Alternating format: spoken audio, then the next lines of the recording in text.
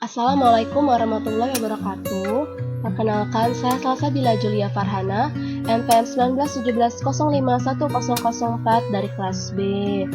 Nah, kali ini saya akan menjelaskan rangkaian logisin mengenai CPU 4 bit yang telah saya buat, yaitu mata kuliah POK Pengantar Organisasi Komputer yang dibimbing oleh Pak Febi. Langsung saja saya perlihatkan hasil CPU 4 bit yang telah saya buat.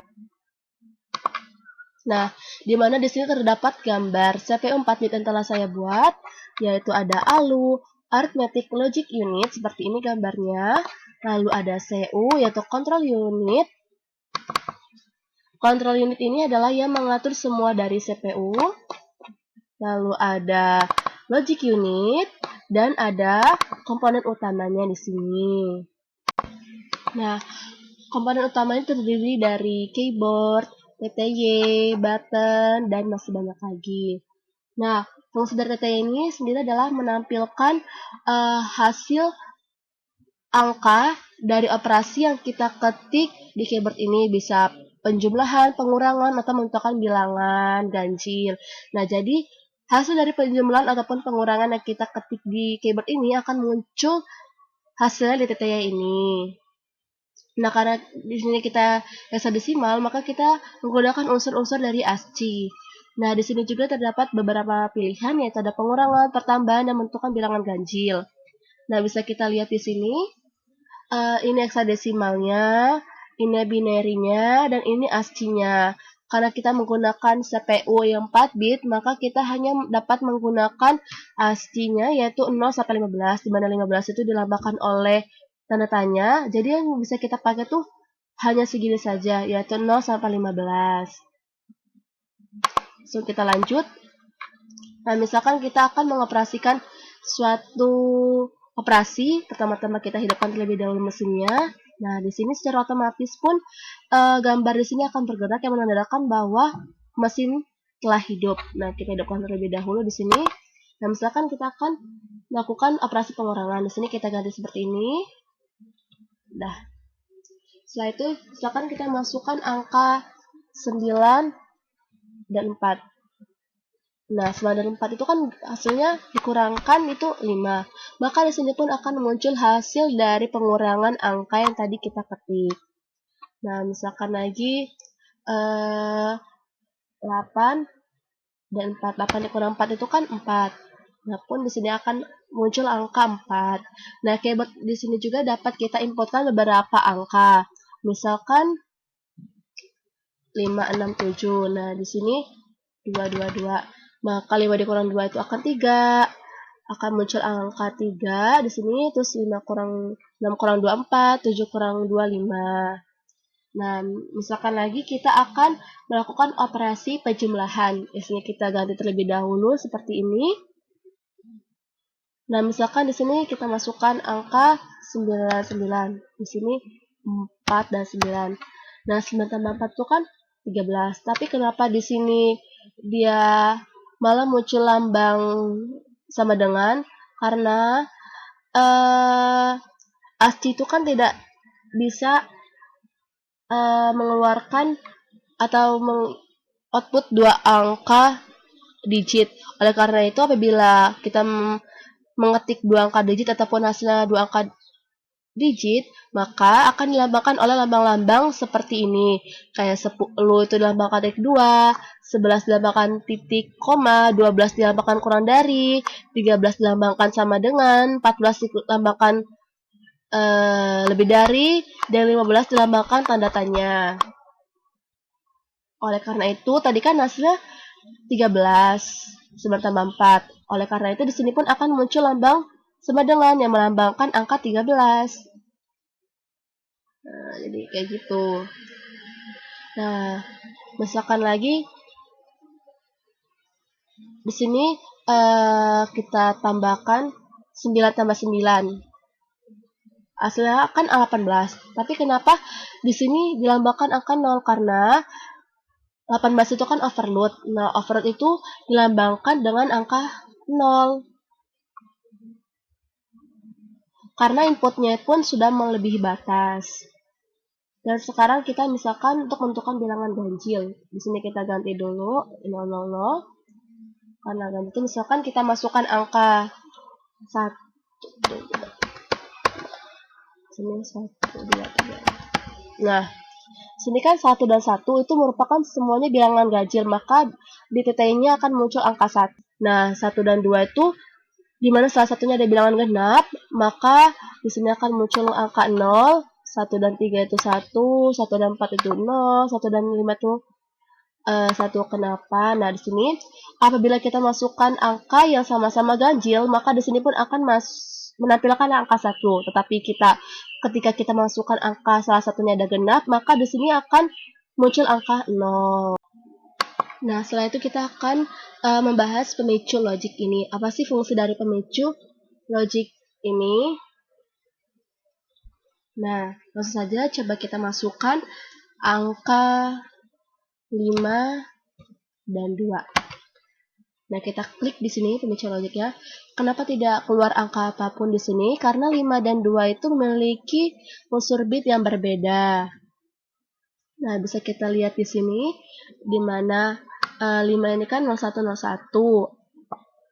Lambang desimalnya karena kita menggunakan 4 bit dan 2 itu adalah 0010. Nah, di sini kan tidak ada angka atau bit yang sejajar ataupun yang sama. Oleh karena itu tidak ada pun salah satu pun angka yang akan muncul di sini.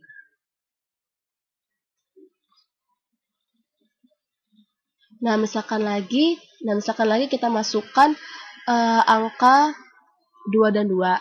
Nah, 2 dan 2. Kita klik di sini pemicu logiknya. Nah, di sini akan muncul angka 1. Kenapa? Karena lambang desimal dari 2 dan 2 ini kan ada data bit yang sejajar ataupun yang sama. Yaitu di sini. Nah, 1 dan 1. Oleh karena itu pun di sini akan muncul angka 1. Nah, sekarang kita masukkan lagi contoh angka 9 dan angka 3. Nah, kita klik di sini. Nah, di sini pun akan muncul angka 1 yang di bagian pertama ini. Kenapa? Karena angka 9 itu kan 1001 dan angka 3 itu kan 0011. Dan sejajar itu kan adalah bit yang pertama. Nah, maka yang keluar pun angka 1 di bit pertama. Walaupun di sini ada angka 1 tapi tidak sejajar, maka tidak akan keluar.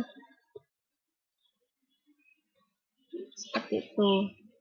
Nah, misalkan lagi kita masukkan angka 5 dan 7. Dan urutannya itu bisa bermacam-macam, yang penting sejajar. Nah, jika kita klik pemicu logiknya, nah di sini akan muncul angka 1. Di mana 5 kan 0101 dan 7 0111. Di sini mungkin terpaksa terbalik, yaitu 1010. Nah, di sini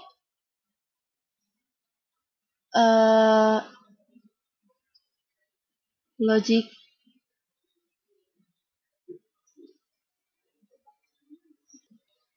Nah, di sini kan persamaannya akan seperti ini, maka akan keluar seperti ini.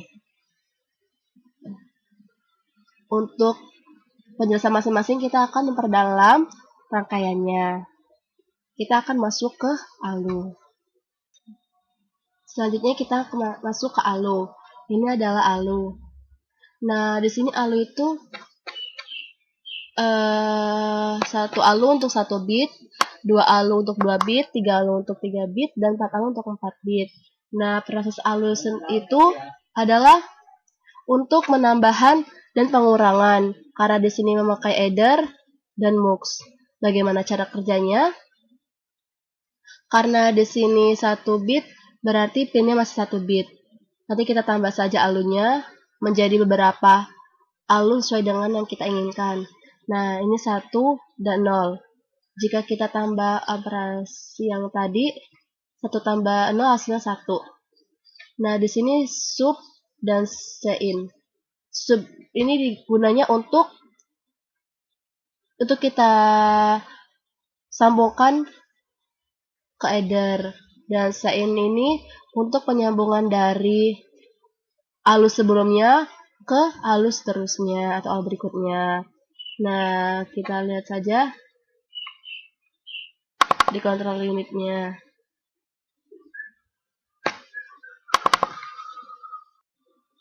Nah, sekarang kita masuk ke control unit. Nah, di sini ada alunya. Karena kita menggunakan 4 bit, karena di sini maka di sini alunya pun akan ada 4, 1, 2, 3 dan 4. Karena ada 4 yaitu untuk 4 bit. Nah, untuk pin di sini, kenapa kita menggunakan data bit 7? Yaitu karena TTY dan keyboard di sini kan menggunakan hexadesimal, yaitu 7 bit.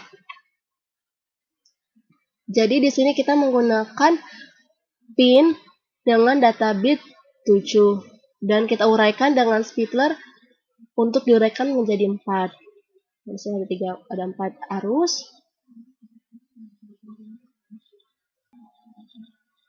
Nah, selanjutnya di sini sudah terurai. Untuk memasukkan ke alus masing-masing. Dan di sini ada tambahan sebelum speedlernya itu untuk masuk ke logic unitnya untuk kita mengetahui perbandingannya masing-masing. Nah, kita lanjut ke arithmetic logic unit atau disebut dengan ALU. Di sini sudah ada splitter. Nah, bagaimana caranya untuk melakukan operasi penambahan dan pengurangan? Nah, di sini kita lihat 1 bit dan 1 bit karena sudah dipecah, ini maka bit pertama yang akan masuk ke arus pertama, yaitu seperti ini dilambangkan hijau muda. Misalkan kita masukkan lagi pada arus ketiga, maka di sini arus ketiga pun akan menyala. Nah, contohnya seperti memakai OR. Jika untuk pengurangan, di sini kita ganti 1 pengurangan.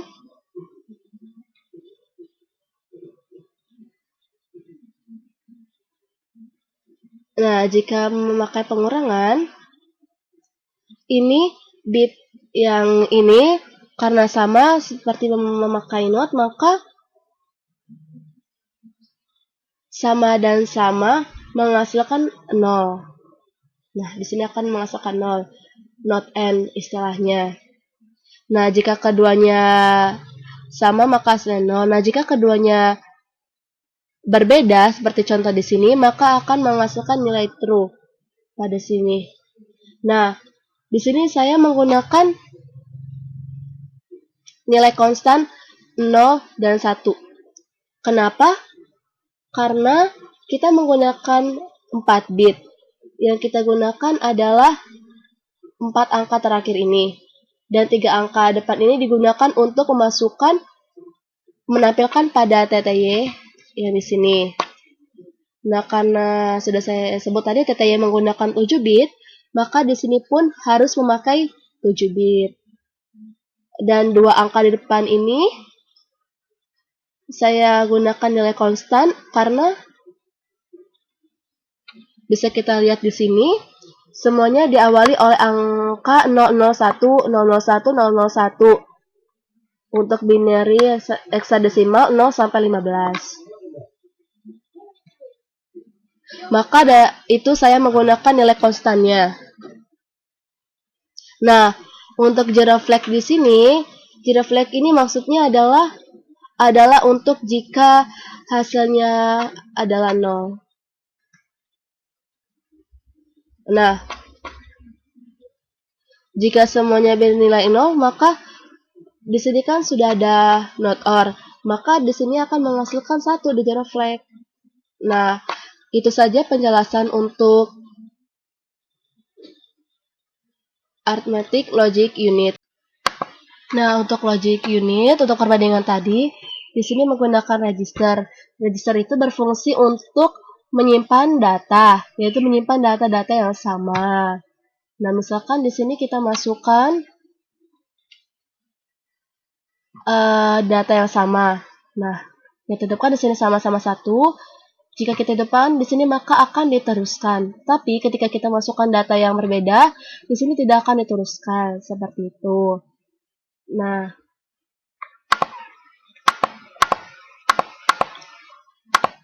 Nah, untuk power itu paling sederhana saja. Untuk pertambahan saja, di sini ada ROM-nya dan di sini ada pin-nya. Di mana pin ini digunakan untuk menampilkan pada LED matrix-nya seperti gambar yang baterai sedang bergerak di sini. Nah, mungkin itu saja penjelasan dari saya mengenai CPU 4 bit. Apabila salah kata saya minta maaf. Terima kasih. Wassalamualaikum warahmatullahi wabarakatuh.